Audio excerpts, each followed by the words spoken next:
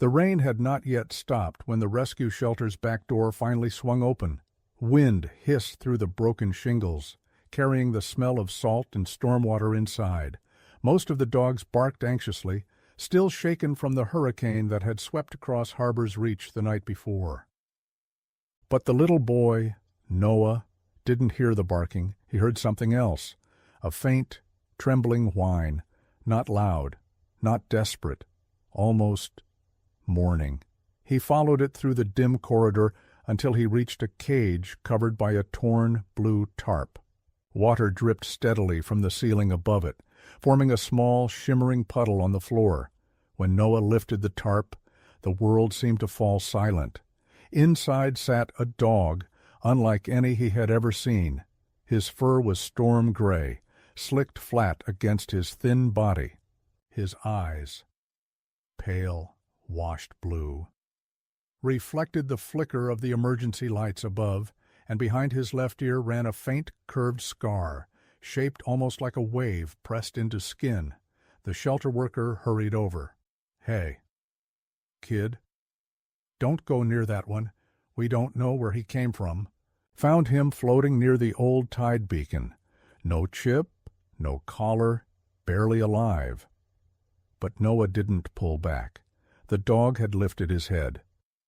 Slowly, carefully, as if recognizing something familiar in the boy's voice, in his presence, in the quiet grief that hung around him like fog. "Noah," his mother called from behind. "Sweetheart, we should pick a different one, something safer." But as she spoke, the dog took one small step forward, then another, and then, with a trembling exhale, he pressed his forehead gently against the bars. In that moment, under the flickering lights and the soft hammer of rain, it was as if the storm had brought him here on purpose, and the Wilson family didn't know it yet. But adopting this dog meant bringing home a secret the sea had tried to bury. Harbor's Reach was the kind of coastal town where people measured life by tides rather than calendars. Boats groaned against their moorings at dawn, gulls circled lazy spirals in the gray morning sky, and every porch faced the ocean. Whether in admiration or fear, for Elena Wilson, the view had always been both. She had worked at the town's small meteorological station for nearly 9 years, a quiet room filled with humming radar screens and old weather charts, tucked behind the lighthouse on Gull's Point. Most days, her job was routine, watching clouds, logging wind direction, double-checking warnings that no one really heeded anymore, but ever since her husband's death at sea 2 years earlier, she had treated every shift as a vigil, because the storm that took him had not been predicted. Not by the station, not by the federal system, not by Tidewatch, the powerful corporate partner supplying the region's weather AI. When the sea swallowed his vessel whole, the system called it an anomaly. Elena called it something else, failure. Since then, she'd lived in a fragile balance between duty and dread. Raising Noah alone, working long shifts, and sleeping lightly through every wind gust that rattled the windows. She checked the horizon the way others checked the time. But Noah had lost more than a father. He had lost the promise of safety, any loud noise. A foghorn, a slammed door, the distant wail of a siren sent a ripple through him. At night, he sometimes woke, gasping, whispering, "Is it happening again?" Elena would hold him close, wishing she could promise him the storms wouldn't return. He had been asking for a dog for months, not for fun, for comfort. "That's what Dad wanted, remember?" he'd say softly. "He said every kid should grow up with a dog, someone who listens when the world gets loud." And after the hurricane battered the coast the night before, leaving debris scattered across the beach and half the town without power, Elena finally gave in. Maybe, she hoped, a dog would bring back a small piece of the warmth their home had lost. So that morning, as gray clouds hovered over Harbor's Reach and puddles shimmered across the streets, she drove Noah to the rescue shelter. The place smelled of wet fur, disinfectant, and damp wood. Volunteers moved crates, patched leaks, and comforted frightened animals. Everywhere they looked, dogs pressed their noses to the bars, tails wagging, hopeful, eager for attention. But not Noah. He walked past each kennel quietly, as if searching for a voice only he could hear. And when he stopped in front of that covered cage in the farthest corner, Elena felt her breath hitch. Because the look in her son's eyes was unmistakable, it was the look of someone who had finally found something that could hear his storms. The tarp peeled back with a soft rip, and the dim shelter light spilled into the cage like a thin blade of gold. For a heartbeat, Elena thought the kennel was empty. Just shadows and damp metal. But then the shadows moved. A pair of pale, ocean-washed eyes opened. The dog sat curled tightly against the back corner, fur matted with seawater, thin legs tucked beneath him as if he was bracing for another wave to crash. His coat wasn't the fluffy, comforting kind most children dreamed of. It was short, sleek, and storm gray, the color of distant thunderclouds. Under the flickering bulb, the wet sheen made him look carved from the very storm that had hit the town the night before. Noah dropped into a crouch, breath catching softly.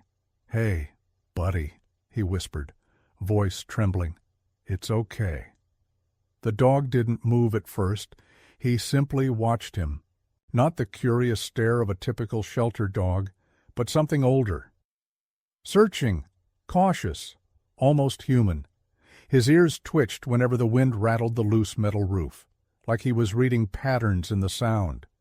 And when a seagull cried somewhere outside, his entire body stiffened as though awaiting an unseen signal. Elena noticed something strange then. Just behind his left ear, hidden beneath the flattened fur, a faint scar curved downward. Subtle, pale, shaped like a tiny breaking wave. A surgical line? A healed wound? She couldn't tell. But it didn't look accidental. The shelter worker, Carla, arrived, wiping rainwater from her brow. "I see you found him. We call him Echo," she said quietly. "Came in last night. Coast Guard found him floating on debris near the old tide beacon. No collar, no chip. Nothing. Echo. The name fit him. Like a whisper returning from somewhere far away. He won't eat," Carla continued. "Won't bark either. Only stares out toward the ocean. Honestly, he's spooking some of the other dogs." As if on cue, Echo finally shifted. He lowered his head, then rose slowly. Each movement deliberate, as though testing the ground. His paws made no sound on the metal floor. When he stepped closer to Noah, it wasn't with excitement, but with a quiet, aching familiarity. He came to the bars, pressed his nose to them, and inhaled softly, as if memorizing the boy's scent. Noah reached out. Echo didn't flinch. Instead, the dog gently leaned his forehead into the boy's palm and closed his eyes. It wasn't submission. It wasn't fear. It was recognition. "Mom," Noah whispered, barely audible. "He's calm with me." Elena swallowed hard. The air around them felt different now. Thicker, quieter. Even the storm sounds outside seemed to fade, absorbed by this small, trembling connection forming in front of her. Carla shifted uneasily. "He hasn't gone near anyone since he arrived, not even me." Echo opened his eyes again and looked up at Elena. They were no longer just reflective pools of blue. There was a quiet plea in them. A longing to belong somewhere, anywhere, after drifting too long in the cold. "Elena?" Carla asked gently. "He's not the easiest case." But Elena didn't look at the worker. She looked into Echo's eyes and felt something shift in her chest. Something she thought the sea had taken from her forever. "Open the cage," she said softly. "Please." The first night Echo spent in the Wilson home felt strangely quiet. Too quiet, almost unnatural for a house that usually creaked and whispered with ocean wind. Elena had expected the typical chaos a new dog might bring, restless pacing, whining, maybe even a bark or two. But Echo moved through the house like a shadow slipping beneath a door. Present, yet nearly silent. He didn't sniff furniture. He didn't explore corners. He didn't even seem curious. He simply walked toward the living room window overlooking the distant shoreline and sat. Back straight, ears slightly raised, eyes fixed on the dark horizon as if his body had been carved for that single posture. Noah knelt beside him. "Do you want to see the house?" he asked gently. Echo didn't turn. He only tilted his head by a fraction, acknowledging the boy but refusing to break his vigil. The wind outside howled faintly. Every time it rose, Echo's breathing tightened, ribs shivering beneath his thin coat. Around midnight, Elena passed by the hallway and froze. Echo was standing with his nose pressed lightly against the doorframe, ears flicking to sounds she couldn't hear. Every few seconds he'd move, almost in a pattern, from the front door to the back window, then to the side hallway, tracing an invisible perimeter. It wasn't wandering. It was patrolling. "Sweetheart," she whispered, "are you keeping watch?" He didn't look at her, but something in the stillness of his body answered for him. The next morning, she tried feeding him again. Fresh chicken this time, still warm. Yet Echo only sniffed the bowl once before stepping away, refusing even a taste. "Noah," she murmured, "dogs don't just not eat." Before Noah could respond, a sudden advertisement on the kitchen TV cut in. An emergency preparedness PSA filmed after the last storm. It started with the blare of old footage, the distant drone of a weather siren, the metallic wail rising in the background. Echo reacted instantly. His legs stiffened. His head snapped up. Then, unexpectedly, he let out a low, guttural rumble in his chest, eyes wide as if the sound struck a nerve buried deep beneath fur and bone. His tail lowered. His breathing quickened into shallow, panicked bursts. "Hey, it's okay!" Noah rushed forward, fumbling for the remote. But Echo wasn't reacting to the images. He reacted to the sound. Even the moment Noah muted the TV, Echo remained locked in place. Shaking, pupils blown wide, muscles quivering like taut wires. Elena's heart thudded. This wasn't normal fear. This was memory. Later that afternoon, another strange moment came. Quieter, but harder to ignore. The town had scheduled a routine storm siren test. It was supposed to sound at noon, but nearly 30 seconds before the distant horn began its lonely cry across Harbor's Reach, Echo lifted his head sharply from where he lay, ears rising, body turning toward the window. Then, right on cue, the siren echoed through the town. Noah whispered, "Mom." He knew before it happened. Elena stared at the trembling dog, an uneasy truth settling inside her chest like a weight. Echo wasn't just sensing the world, he was listening to it. Before it even spoke. It happened on a Wednesday afternoon. The kind of day Harbor's Reach called false calm, when the sea looked like polished glass, even though the wind held a strange bite. Elena had just returned from her shift at the weather station, her mind still replaying the odd blip she'd seen on the radar earlier. The system's AI had flagged it as inconsequential atmospheric noise, but something about the pattern had nudged her instincts in an uneasy way. At home, Noah was drawing at the coffee table, while Echo lay nearby, paws tucked neatly under him, eyes half closed but alert. He looked peaceful. Until the wind shifted. It was subtle, a single gust, carrying a tone only he seemed to hear. Echo's head snapped up. His ears pricked sharply. Then he stood, not abruptly, not with panic, but with purpose. He walked straight to the front door, planted himself against it, and stared.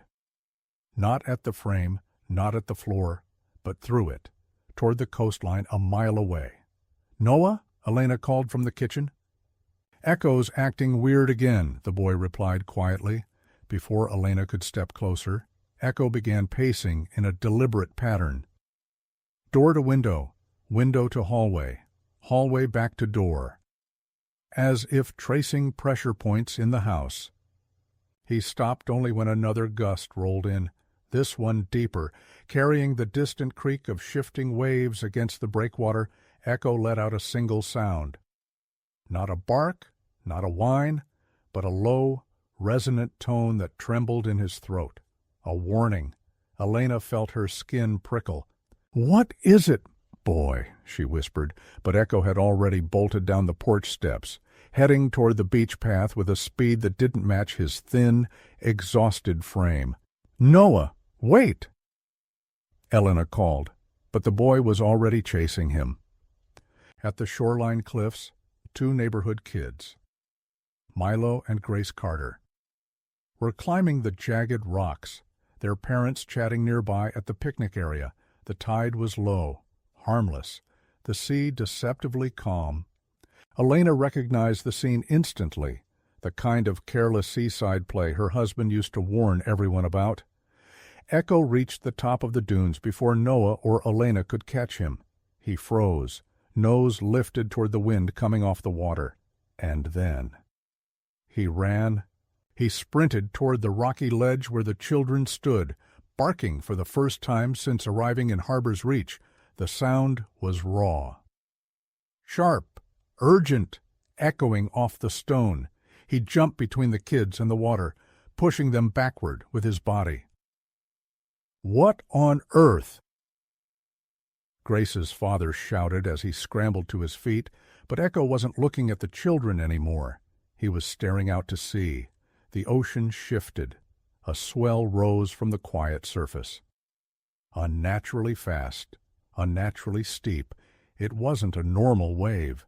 It was a rogue wave, born without warning, the kind that could drag a grown man straight into the undertow. "Move!" Elena shouted.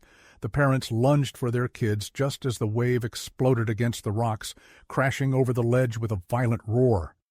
Water swallowed the place where the children had been standing seconds earlier. Spray shot upward in a glittering arc. The kids screamed. The parents froze. Echo held his ground, legs braced, salt water lashing against him. When the wave receded, the realization hit everyone at once. Echo had sensed it before anyone saw a ripple, even before the radar would have registered anything. Grace's father stared at Elena, drenched and breathless. "How did he know?" he rasped. Elena looked at Echo, shivering, soaked, but steady, and felt an old wound twist inside her chest. She had spent years trusting machines, but standing there on the storm-kissed rocks, she couldn't escape the truth. This dog wasn't reacting to the world. He was warning them of it. The rogue wave incident should have been the moment everything changed. Parents should have talked. The town should have asked questions. Elena should have called the weather station. But Harbor's Reach was a place accustomed to strange tides and unlucky days. People shrugged it off, chalked it up to coastal weirdness. But Echo didn't shrug it off. That night, the house felt different, quieter, heavier. Echo lay on the living room floor, but he didn't rest. His breaths were shallow, chest rising in uneven patterns, as though something inside him was struggling to stay still. Every few minutes, he lifted his head slightly, ears turning toward sounds Elena and Noah couldn't hear. Thuds deep in the shifting earth, the distant echo of a buoy clanging far offshore, the subtle shift of pressure before the wind changed. Elena tried again to tempt him with food. Chicken, soft bread, even warm broth. But Echo simply nudged the bowl away with his nose. "Noah," she murmured, "he can't keep going like this." The boy stroked Echo's back gently. "He ate a little yesterday. Maybe he's just scared?" But deep down, Elena knew it wasn't fear. It was something else. Something coded into him, something wired to the storms that had shaped this coastline and taken too much from her already. Later that evening, a second incident occurred. Small, but impossible to ignore.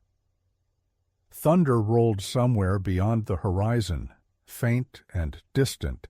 The sky above their home was still clear, but the sound traveled through the air like a warning whisper.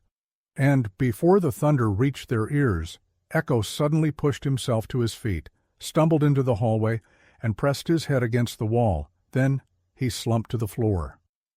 Body trembling, legs stiff, breath caught in his throat. "Noah!" Elena cried, rushing forward. Echo wasn't reacting like a dog. He wasn't flinching from sound. It was as though something inside him had flared to life. A memory, a trigger, a buried command. His pupils dilated. His ears twitched painfully. He whimpered in a low, glitching rhythm. Short, sharp, almost mechanical. Elena's heart lurched. This wasn't normal. This wasn't natural. "Sweetheart, we have to take him to Dr. Patel tonight." Noah's eyes widened with fear. "But he hates the clinic." "You saw what happened when they scanned him last time." "I know," she whispered. "But if he's sick, or in pain, we can't leave him like this." They wrapped Echo gently in a towel. The dog didn't resist, though his legs dragged weakly against the floor. Outside, the sky had begun to shift, clouds forming in strange, spiraling ribbons, as though the weather itself was echoing the dog's distress. As they drove, Echo sat in the back seat between Noah and the window. His gaze was locked on the coastline, even in the rain-darkened blur. Whenever the car passed a road sign pointing toward the harbor or the old tide beacon, Echo's ears flicked. Once, twice. "Like a compass needle shivering toward true north," Noah whispered, voice trembling. "Mom, it's like he knows where he came from." Elena tightened her grip on the steering wheel. Or what's still calling him? The veterinary clinic sat at the edge of town, its neon sign flickering in and out under the stormy light. Dr. Patel was already outside, waiting, concern carved into his tired face. "I got your message," he said softly. "Let's bring him inside." But as Elena lifted Echo into her arms, she felt something under her fingertips. Something metal, faintly warm, hidden beneath the scar behind his ear, a shape, a line, a ridge, like a device meant to pulse with signals the human world could not hear. Whatever Echo was, whatever had been done to him, the answers were no longer just tied to storms or instincts, they were tied to the people who had built him, and those people were about to step back into his life. Whether the Wilson family was ready or not. The moment they carried Echo inside the clinic, a strange stillness settled over the room. Even the humming fluorescent lights seemed to dim, as if bracing for something no one could name. Dr. Patel motioned them gently toward the examination table, but Echo resisted. Not violently, but with a quiet, instinctive dread that Elena felt through her own trembling hands. "It's okay," she whispered, though she wasn't sure who she was trying to comfort. Her son, the dog, or herself? Dr. Patel ran his stethoscope along Echo's ribs, his brow furrowing deeper with each passing second. His heart rate is irregular, almost sinking to outside frequencies. Like he's responding to something environmental. Echo shivered. Not from cold, but from some internal signal pulsing beneath his skin. Then came Elena's question, the one she had been avoiding all week. "Should we try scanning him again?" Dr. Patel hesitated. Last time Echo merely twitched at the sight of the scanner. This time his reaction could be worse. But they had no choice.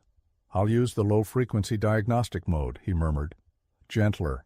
If there's anything in him, it won't activate it." He lifted the handheld scanner. In that exact moment, the emergency TV on the wall switched channels, automatically. No one touched a remote. A Tidewatch Systems broadcast flashed onto the screen. Corporate blue overlays, maps of the coastline, and a calm female voice reporting new atmospheric anomalies. The Tidewatch logo glowed like an unblinking eye. Echo froze. His muscles tightened. His pupils narrowed to thin slits. "Patel," Elena whispered sharply. "Something's wrong." And then the scanner beeped. Not once, not twice, but in a rapid, continuous stutter. Shrill, frantic, almost alarm-like. The screen lit up in a wash of red text. Unregistered device detected Tidewatch internal code. 7BS restricted, do not scan, report immediately. Elena's breath left her chest. Noah's fingers clutched Echo's fur. "Doctor," Patel turned pale, the scanner trembling in his hand. This shouldn't even be possible," he stammered. "This chip." "This isn't veterinary tech. It's military grade, or worse." Before Elena could respond, a soft vibration hummed through the clinic floor, like the rumbling of an engine idling close by. Echo lifted his head sharply, ears turning toward the front of the building. The lights flickered once, twice. Then headlights washed across the front window. A matte black SUV rolled to a stop outside. No markings. No license plates visible from this angle. Elena's blood turned cold. "Are we expecting anyone?" Noah asked, voice trembling. "Doctor," Patel shook his head. "I didn't call anyone yet. I swear." Yet the SUV door opened. Two figures stepped out, both dressed in dark civilian jackets, not uniforms, not official gear, but with an unmistakable posture, straight backs, synchronized steps, eyes scanning every angle of the building. Security professionals, trained, prepared.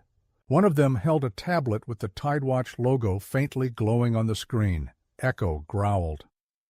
A deep, primal sound that vibrated through the floor and into all their bones. He placed himself between Noah and the door, his stance low and protective. The clinic's front bell chimed. A woman's voice, cool and smooth, drifted inside. "Dr. Patel?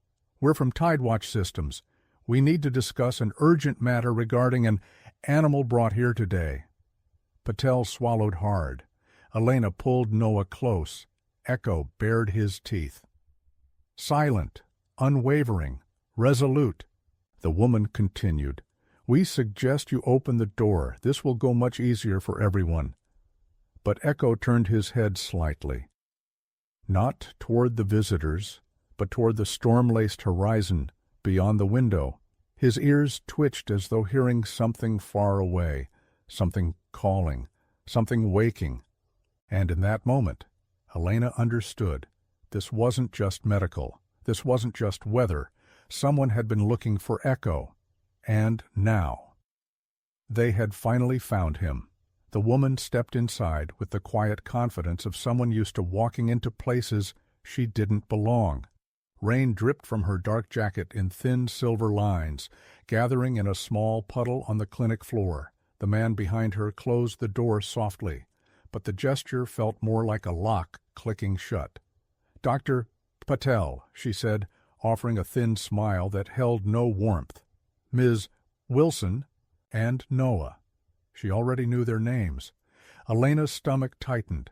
Echo didn't move. His body stood like a wall.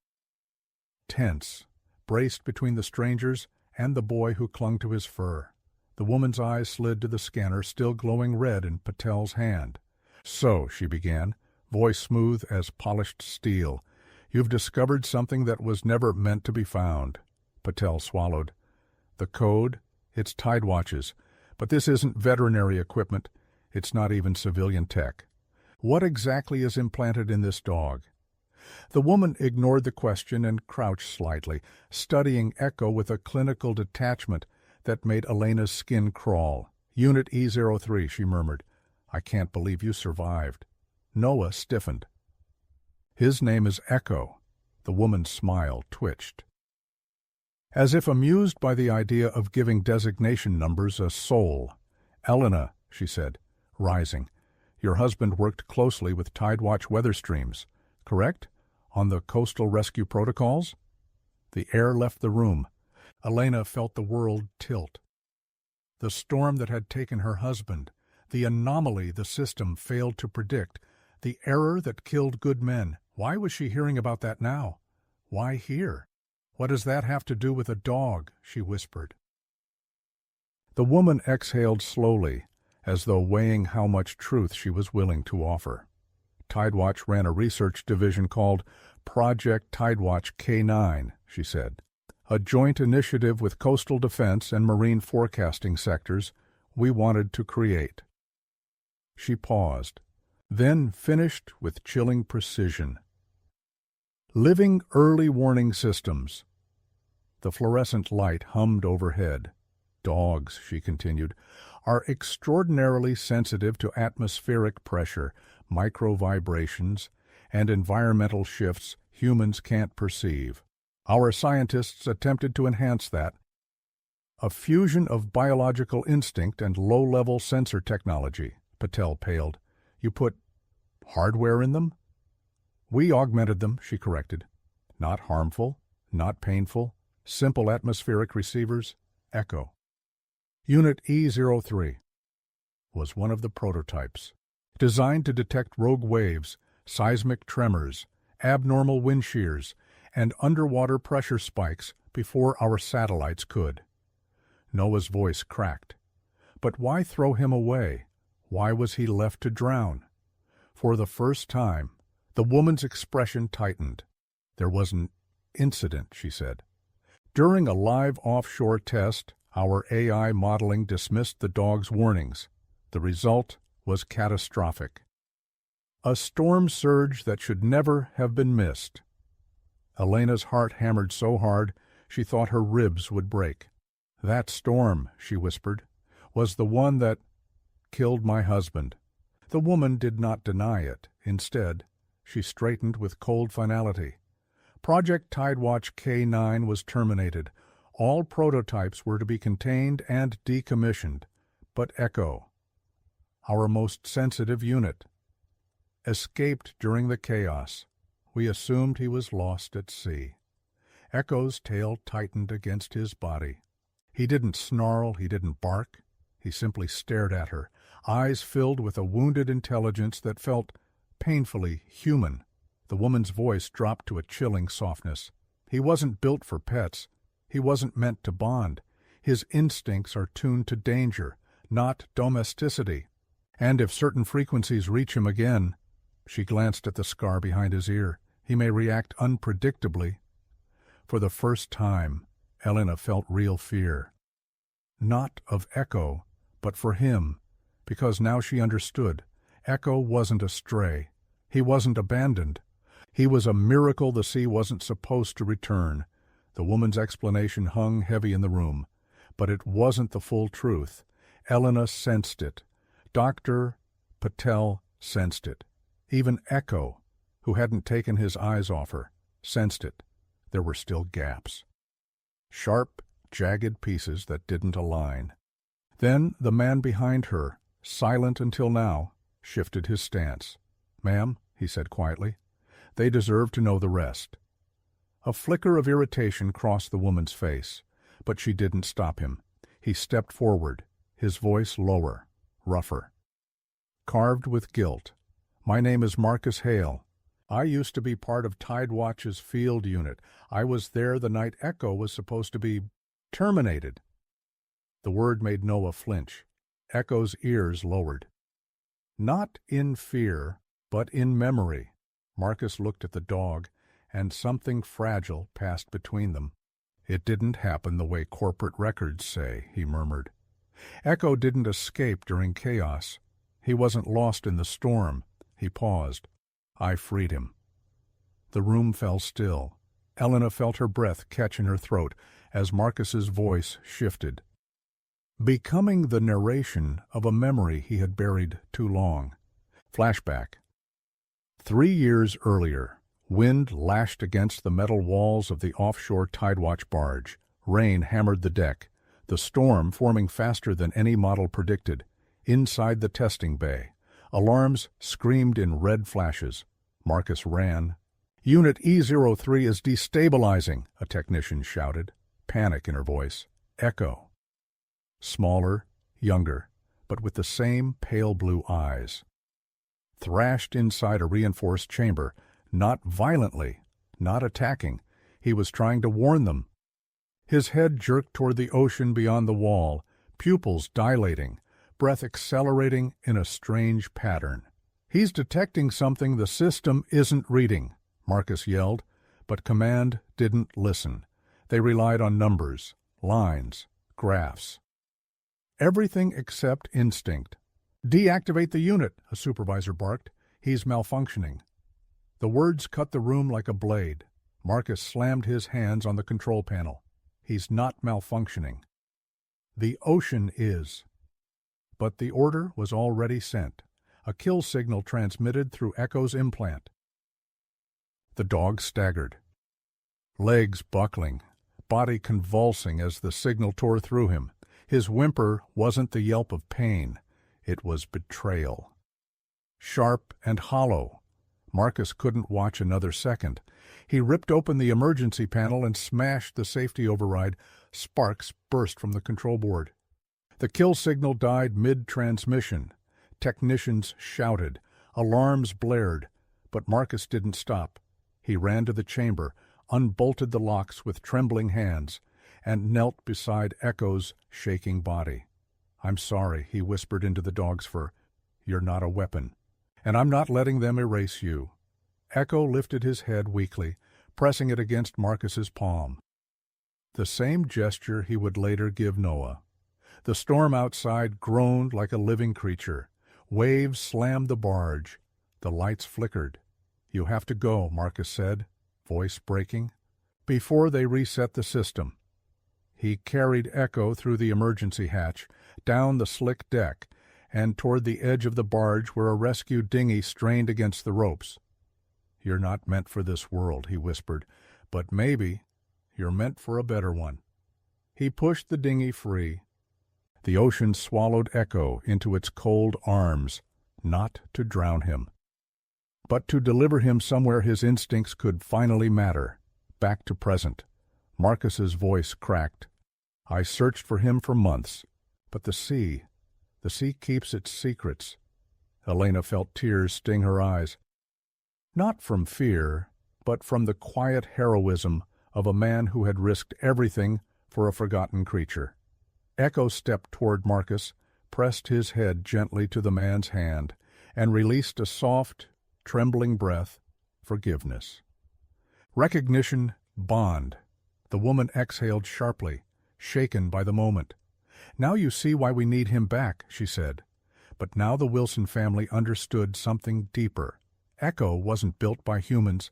He was betrayed by them, and he had chosen his own family. Long before Tidewatch came knocking, rain struck the clinic windows in sharp, hurried taps. A storm building faster than any forecast predicted. Elena felt it before she understood it. Pressure dropping, wind turning, the same eerie sensation she'd felt the night her husband's boat never came home. Echo felt it too. His body tightened. His ears twitched in rapid, precise micro-movements, reading vibrations no machine could interpret. He stepped backward. Not in fear, but to place himself squarely between Noah and the two Tidewatch agents, Marcus. Haunted, regretful. Lifted a hand. "E03, Echo, listen to me. You need to come with us. There are signals you can't ignore if they activate again." But Echo's gaze snapped toward the coastline beyond the dark glass windows. The storm wasn't just coming. It was calling, far away. Thunder rumbled like something shifting beneath the sea floor. Elena's breath hitched. "That's not atmospheric, that's seismic." Marcus paled. Not again. Before anyone could question him, the clinic lights flickered. Once, twice. Then went dark. A boom rolled through the earth beneath them, deep and unnatural, like a mountain groaning underwater. Noah grabbed Echo's fur. "Mom, what's happening?" Dr. Patel rushed to the window. The tide. My God. It's pulling back. All of Harbor's Reach knew what that meant. A rogue surge. A deadly one. But this time, it wasn't the town at risk. This time, it was people. Across the street, 2 teenagers stood near the docks, filming the strange tide with their phones, oblivious to the danger, and farther down the shoreline, a fisherman on the lower wharf struggled with his gear, unaware the ocean had drawn breath to strike. Elena's voice cracked. "They don't see it. They don't." Echo moved before she finished. He lunged toward the door, claws scraping the floor, loosing a bark so sharp, so primal, it cut through the blackout like lightning. Noah stumbled after him. "Elena! No!" Marcus shouted. "He's going toward the impact zone." But Echo wasn't running blindly.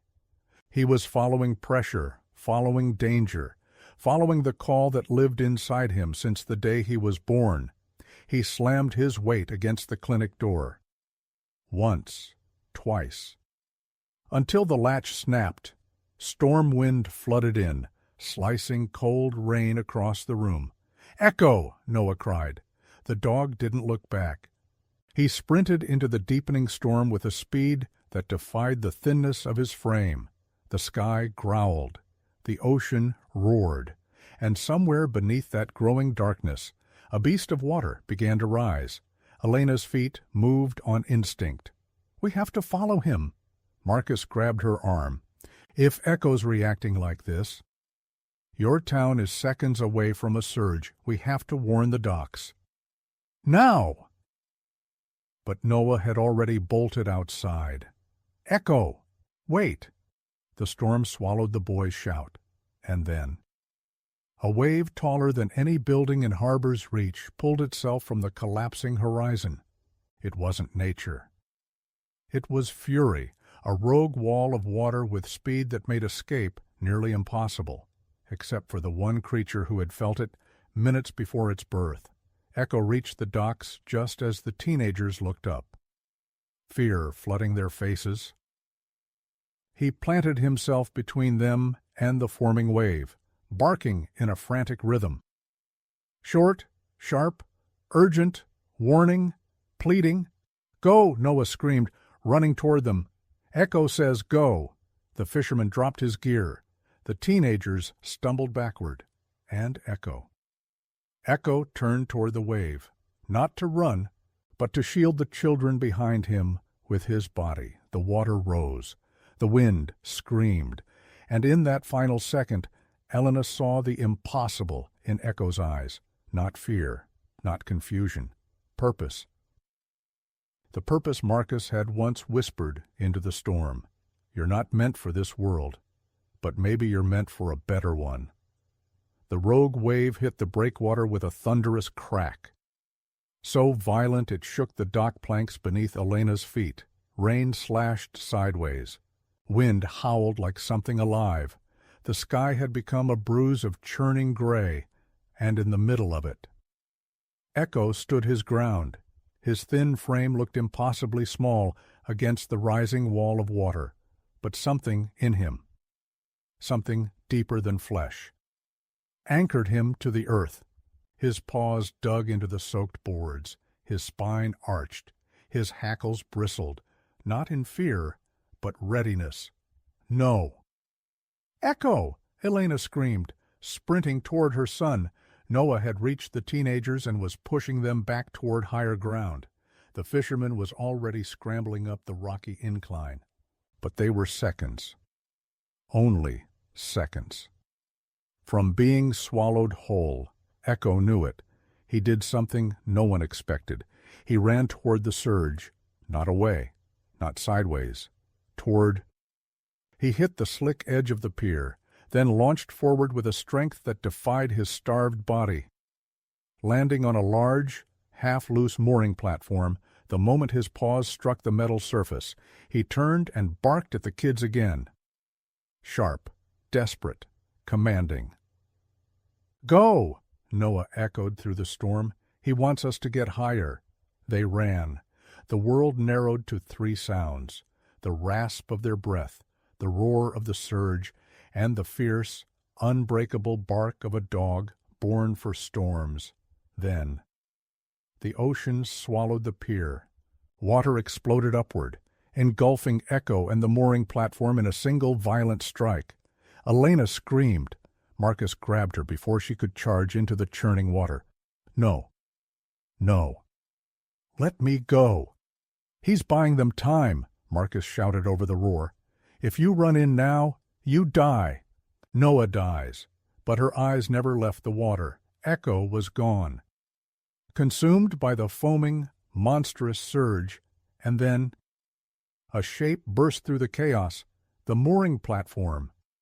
Massive, heavy, impossible for one human to lift, had somehow shifted, angled just enough to wedge between 2 rock pillars. It formed a sudden wall, redirecting the incoming rush of water, not stopping it, but weakening it, splitting it, dividing its force. Behind that barrier, the children scrambled onto the rocks. Echo clung to the slanted metal sheet. Soaked, battered, claws digging into rusted grooves as the ocean tried to rip him backward, his chest heaved. His eyes burned with an eerie, storm-lit determination. No, please. Noah sobbed. The second surge hit, this one smaller. Because Echo had redirected the first. But still brutal, the metal platform shuddered violently. Echo's paws slipped. His body slammed hard against the surface. He cried out.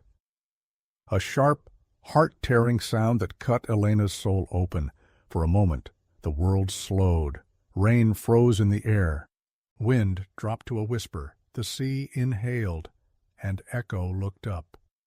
Straight at Noah. His gaze wasn't pleading. It wasn't afraid. It was saying goodbye, a quiet promise. Then the wave struck again. The platform tore loose from the rocks. Echo lost his grip, and the sea took him. "Noah!" Elena screamed, catching her collapsing son as he broke into sobs. The storm blurred around them. Sirens wailing, people shouting, Marcus radioing for help. But all Elena could hear was the echo of that last bark, the one that wasn't a warning, the one that wasn't instinct. The one that said, "Live!" And somewhere deep beneath the raging ocean, the dog who wasn't meant to exist drifted into the dark, carrying with him the final act of a heart that had chosen family over creation. For hours after the wave receded, Harbor's Reach transformed into a rescue zone. Sirens pulsed through the drenched streets. Flashlights danced across broken docks and splintered railings. Neighbors comforted one another with trembling hands and rain-sore voices. But no sound pierced the night more deeply than the absence of one. Echo's bark. Noah sat wrapped in an emergency blanket near the shoreline, his clothes soaked, his hair plastered to his forehead.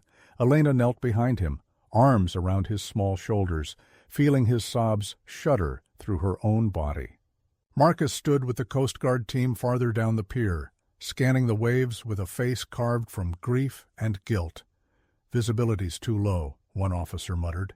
"Nothing could survive that current," another whispered. Elena squeezed her eyes shut. She knew. Everyone knew. But Noah didn't accept it. "He saved them," the boy cried hoarsely. "He saved all of us. He wouldn't just disappear."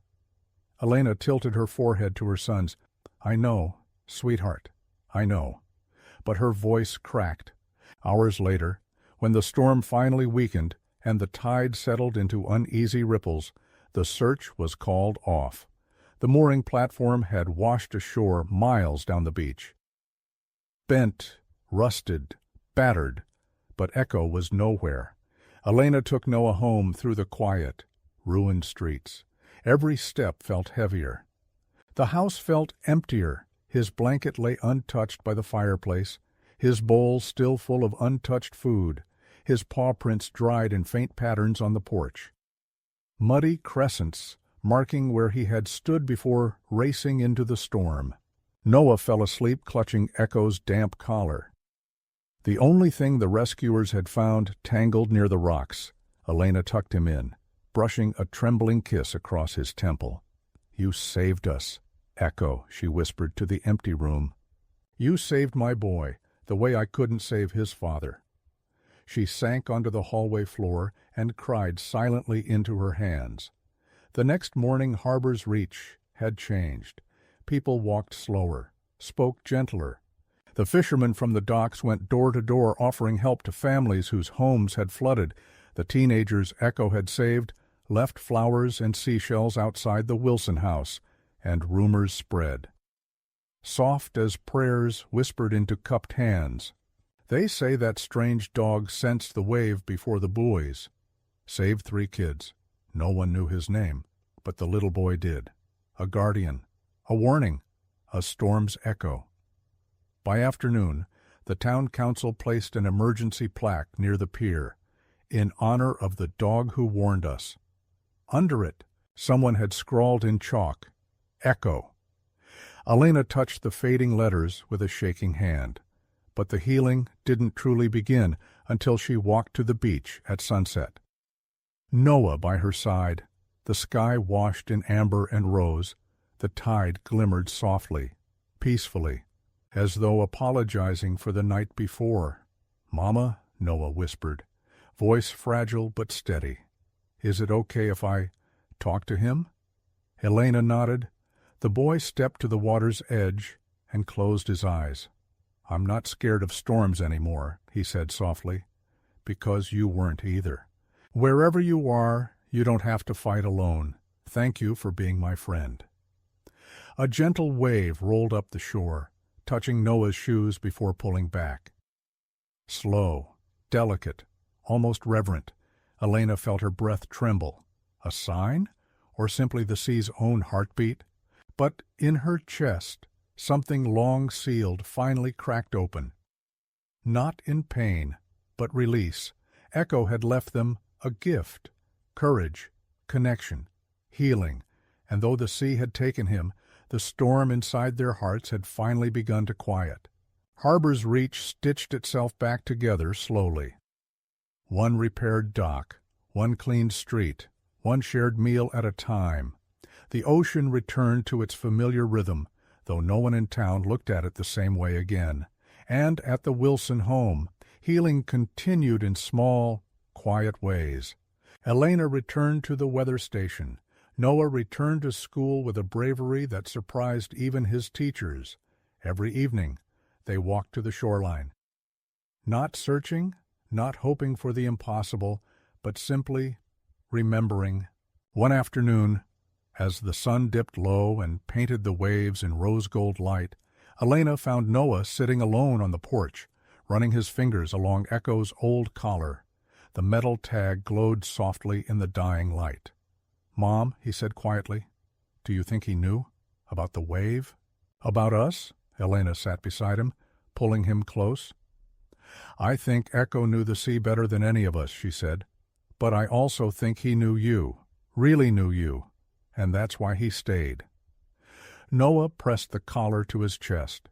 "I wish I could tell him. We're okay now." "You just did," she whispered. A breeze brushed their faces. Warm, gentle, carrying the faint scent of salt and pine. Noah closed his eyes, breathing it in. 2 weeks later, the town gathered for a small ceremony at the pier. Nothing formal. Just a circle of neighbors holding candles, watching the tide roll in with soft, reflective eyes. Someone had rebuilt the plaque with sturdier wood and real engraving this time. "Echo the dog, who listened to the sea and chose us." Anyway, Noah placed Echo's collar at the foot of the plaque. Elena placed her hand on his shoulder. Marcus Hale stood at a distance, his Tidewatch badge turned in the day before. When the ceremony ended, he approached the Wilsons quietly. "I've been helping dismantle the K9 project," he said gently. "It's over now. For good. Echo wasn't the only one who deserved freedom." Elena nodded. "Thank you. For saving him when the world didn't." Marcus's voice cracked. Truth is, he saved me too. He handed Noah a slim envelope. Inside was a waterproof tag and a photo. Grainy, taken years ago. Echo younger, standing proudly beside Marcus on the metal deck of the research barge. Noah smiled softly. He looked happier then. He was, Marcus said, but the happiest I ever saw him was with you. That night, Harbor's Reach slept under a calm, moonlit sky. Elena woke around midnight to a soft, rhythmic sound tapping against her window. Rain? No. Gentle, measured, familiar. She rose quietly, heart shifting, and stepped outside, on the beach. Noah was already there. Barefoot, pajamas damp with dew, staring at something near the shoreline. Elena, he whispered, look. In the center of the sand, untouched by wind or wave, a single trail of prints glowed faintly under the moon. 4 small, perfect impressions leading from the shoreline to Echo's old spot beneath the oak tree. Pawprints, not many, just 4, clear, deliberate. Elena's breath trembled, but the tide would have erased them. I know, Noah whispered. They followed the tracks with their eyes until they faded into the grass. Beyond that, nothing, just the hush of the sea and the shimmer of starlight on the water. Noah pressed a hand to his heart. He came back, he whispered, just to say good night. Elena wrapped her arms around him, tears warm against the cool night air. Sometimes, she murmured, heroes don't stay forever. They just pass through our lives long enough to show us how to be brave.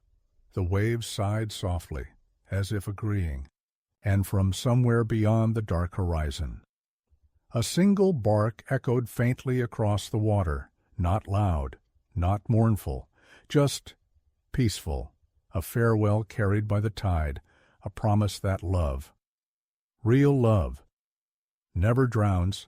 In the quiet corners of this world, there are heroes who don't ask to be remembered. They don't seek medals or monuments or even a place to belong. Sometimes they simply arrive during our darkest storms, leave their light in our hands, and disappear before dawn. Echo didn't change Harbor's Reach because he was engineered to. He changed it because somewhere inside him, beneath scars, metal, and forgotten commands, beat the heart of a protector who chose love over instinct, and maybe that's the miracle behind every story like his, the reminder that courage doesn't always roar. Sometimes it walks on 4 paws, listens to the wind, and teaches us how to face the world again. If Echo's journey touched your heart tonight, we'd be honored if you joined our community. Please consider liking, sharing, and subscribing to Pawprints of Valor. Because every pawprint has a story, and every story deserves to be remembered. Not all angels have wings. Some leave pawprints on our storms.